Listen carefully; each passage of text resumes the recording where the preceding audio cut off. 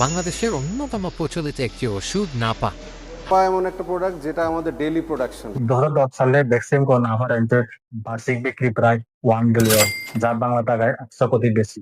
এবং 2005 সালে IMS data অনুযায়ী নাফা বাংলাদেশের নাম্বার 1 সেলিং ব্র্যান্ড ছিল।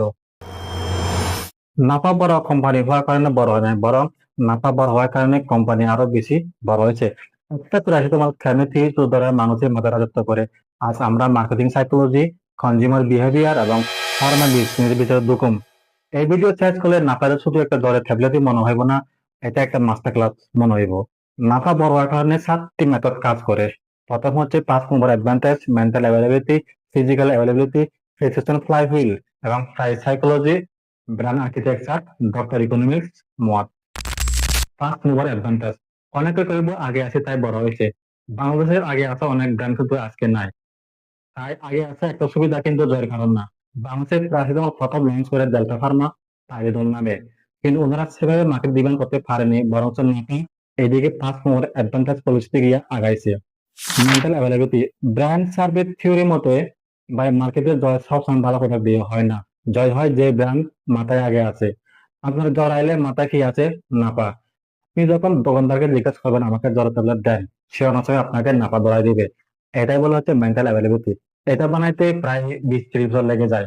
ভ্যাকসিন কর্তৃক এই মেথড কাজে লাগাইছে। তারা কি করছে?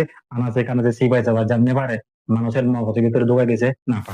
ফিজিক্যাল অ্যাভেলেবিলিটি, আরেকটা যুদ্ধ হইতেছে সাপ্লাই চেইন। ফার্মা মার্কেটে আরেকটা ওপেন হলো সাপ্লাই চেইন। যার যত সাপ্লাই চেইন স্মুথ, ট্রান্সপারেন্সি, তার ব্র্যান্ড অ্যাভেলেবিলিটি অনেক বেশি। যদি 1 লাখ ফার্মেসির মধ্যে 90,000-এর নাপা থাকে আর আপনার ব্র্যান্ড 30,000 থাকে, আপনি বিজ্ঞাপনে জিতলেও কিন্তু বিক্রিতে হারবেন। ফার্মায় একটা কথা আছে, availability beats advertising. Prescription flywheel, অনেক কোম্পানি এই ব্র্যান্ডকে গুরুত্ব দিত না, কারণ দাম কম, আবার অনেকে ডাক্তারের কাছে বলতো না বিশেষ কিছু কারণে। এই যেমন আমার অন্য বেলু ব্র্যান্ড থাকতে হুদা আমি 2 টাকা দাম প্যারাসিটামল বলতে যাবো, আমার ডাক্তারও যদি প্রেসক্রাইব করে তাহলে 2-3 দিন খাইতে বলবে। আমার অন্য বেলু অন্য বেলু ব্র্যান্ড উঠবে না। কিন্তু বেসিং প্রেসক্রিপশন ফ্লাইহুইল ধরেছে, একজন ডাক্তার নাফা লিখলো, রোগী ভালো হইলো, পরে বা রোগী নিজেই গিয়ে নাফা চাইলো, ফার্মেসি দোকানদারা নাফা দিল, ডাক্তার আবার নাফা লিখলো। এই চক্রটা হচ্ছে ফ্লাইহুইল। একবার ঘোরা শুরু করলে একে থামানো অনেক কঠিন হয়ে যায়। তাই সাইকোলজি, নাফা কখনো অকারণে প্রিমিয়াম ব্র্যান্ড হওয়ার চেষ্টা করে নাই, আবার খুব বেশি সস্তাও না, খুব বেশি দামিও না, একটা সুইট স্পট ধরে রাখছে। এই কারণে মিডল ক্লাস থেকে শুরু করে ফার্মেসি আর ডক্টর টিটি ভাবকেও কিন্তু গ্রহণ করেছে। ব্র্যান্ড আর্কিটেকচার, নাপা শুধু একটা ট্যাবলেটে না, এটা একটা প্ল্যাটফর্ম। যেমন Napa extra, Napa extend, Napa syrup, Napa suppository, Napa IV, Napa rapid, Napa drop, Napa one. মানে একটা নাম ব্যবহার করে পুরা পেইন ম্যানেজমেন্ট প্রক্রিয়া বানাইছে। একটা ব্র্যান্ড নাম দিয়া বহু ক্যাটাগরি দখল করছে। কোকাকোলা যেমন শুধু কোক বিক্রি করে না, অ্যাপল যেমন শুধু আইফোনে বিক্রি করে না, ঠিক ঠিক ওই রকমই নাপা শুধু নাপা বিক্রি করে না, নাপা অনেকগুলো ক্যাটাগরি বিক্রি করে। ডক্টর ইকোনমিক্স, এখানে যুদ্ধটা হচ্ছে আসল। ডক্টর যখন হাজার হাজার প্রেসক্রিপশন লেখে, তখন উনি রিস্ক নিতে কম চান। আর যে ব্র্যান্ড নিয়ে কম অভিযোগ, ভালো সাপ্লাই, অ্যাভেলেবল কোয়ালিটি থাকে, ওই ব্র্যান্ড বারবার ডক্টরে প্রেসক্রাইব করে। ওয়ারেন বাফেট একটা কথা কয়, the best business has a mower.